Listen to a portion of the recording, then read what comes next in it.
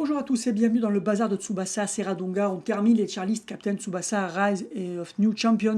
Et je remercie à nouveau Ryder Takeshi qui m'a aidé à faire ces tier list. Vous avez le lien de sa chaîne en description. Et vous pouvez d'ailleurs y voir certains trucs dont je vous parle sur certains joueurs. Et puis aussi vous avez plein de conseils pour vous améliorer en PVP. Alors, cette tier list des attaquants, on commence avec le triple S. Pour une fois, il n'y a pas qu'un seul joueur, mais 3 joueurs en triple S. Vous avez d'abord Schneider, qui est quand même le numéro 1 du jeu, parce qu'il est quand même plus rapide et plus technique que Yuga. Donc, il va pouvoir plus facilement avancer vers la cage, voire éviter un défenseur. Il va plus rapidement remplir sa jauge de tir. Et il a un tir triple S solo. Alors que Yuga, il faut qu'il fasse le triple S avec Tsubasa. Donc, il faut Tsubasa sur le terrain, il faut qu'il soit proche de Yuga. Ça fait beaucoup de conditions. Donc Schneider, c'est vraiment le numéro 1, mais Yuga, c'est quand même très fort. Surtout en fin de match, quand sa compétence s'active. Alors il a d'autres compétences en plus très intéressantes qu'on peut activer en fonction du score. Et il a eu une compétence qu'on a pu gagner en faisant un event PVP, qui le rend encore plus fort aussi. Donc ça reste un des top joueurs du jeu.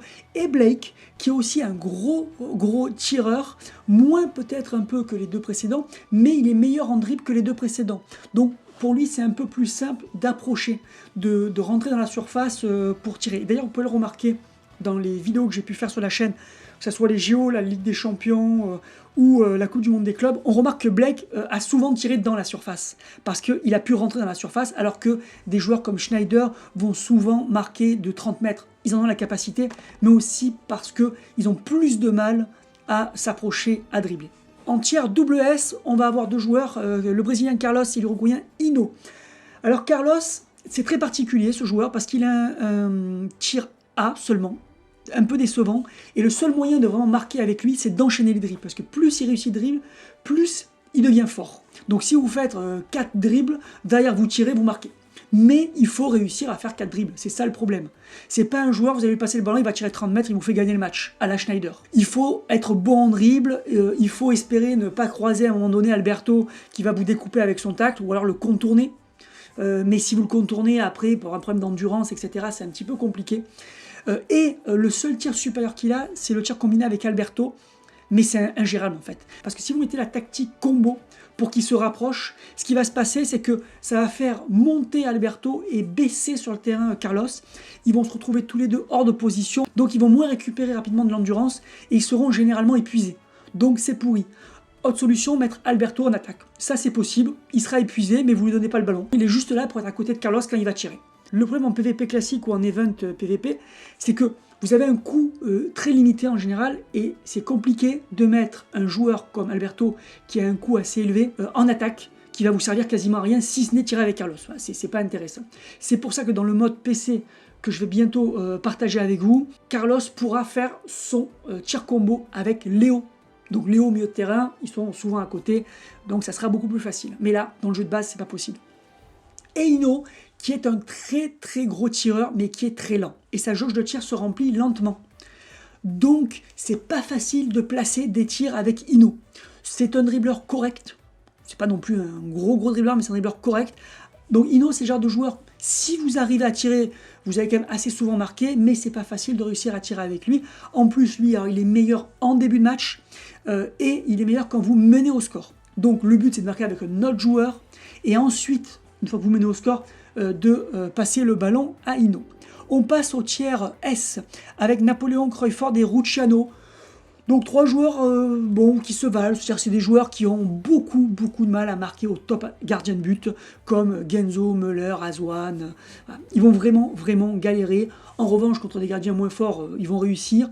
Napoléon, il a un avantage, c'est que son dribble augmente sa puissance. Si vous réussissez les dribbles, sa stade de puissance va augmenter, ce qui n'est pas le cas de Cruyfford et Rucciano, donc c'est intéressant. Et il a un 1-2 qu'il peut faire avec Pierre, donc c'est un autre moyen de s'approcher de la cage que de dribbler. Le problème, c'est que ça bouffe de l'endurance. Donc souvent vous arrivez devant la cage, mais sans endurance, c'est pas très intéressant. Voilà, donc 3 attaquants un peu ratés d'après moi par Tamsoft, surtout Cruyfford. Bon, déjà qu'il ne devrait pas être attaquant, mais qui n'est pas du tout assez fort en tir, Cruyfford. Bon, il baisse pas mal la barre d'énergie du gardien parce qu'il met du malus. mais voilà, mais ça va pas beaucoup plus loin. L'avantage de Rucciano, c'est sur le jeu aérien. C'est que j'en parle assez peu, le jeu aérien, parce qu'il n'est pas très développé dans le jeu, mais Rucciano a une très bonne reprise dans le jeu aérien. Elle est souvent donnée d'ailleurs aux joueurs personnalisés, et il peut vous sauver sur un jeu aérien. Il y a aussi Carlos, qui a une bonne technique dans le jeu aérien.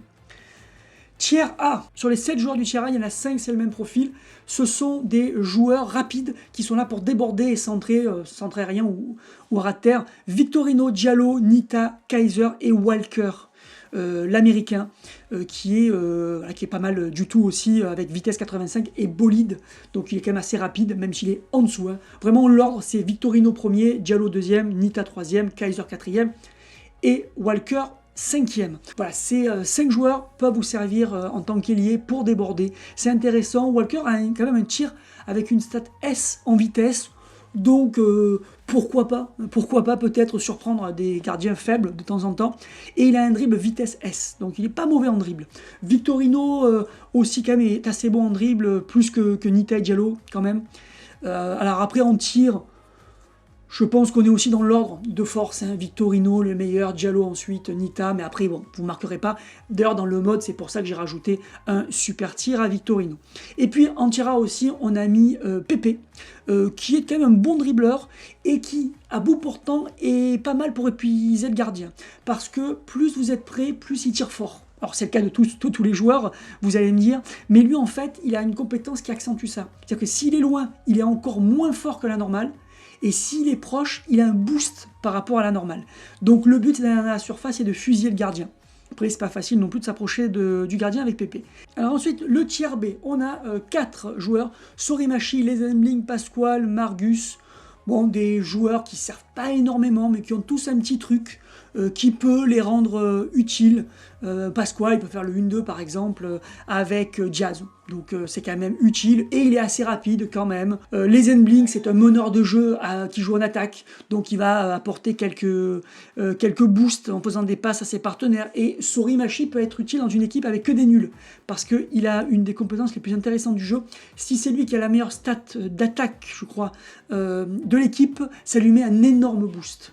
Donc si vous voulez faire une petite équipe qu'avec des non-stars, hein, des anonymes on va dire, avec Sorimachi en attaque, bon il sera fort. Le problème c'est qu'il faut vérifier qu'il est vraiment la meilleure stat de l'équipe. Mais c'était quand même à signaler. Donc ce sont 4 joueurs qui ont des petits intérêts dans l'équipe, qui sont légèrement au-dessus des autres. Après vous avez tous les autres joueurs qui sont en tiers C. Voilà, c'est terminé pour la tier list de Captain Tsubasa Rise of New Champions. Si un jour il y a des nouveaux DLC, je mettrai à jour la tier list, bien évidemment. Peut-être que je ferai la tier list avec le mode. Pourquoi pas, à voir, vous me direz si ça vous intéresse. Avec le mode PC, même si du coup, ça devrait se rapprocher de la tier list logique du manga, en théorie. On verra si on l'a fait ou pas. Et puis moi, je vous dis à très bientôt pour d'autres vidéos sur les jeux Captain Tsubasa.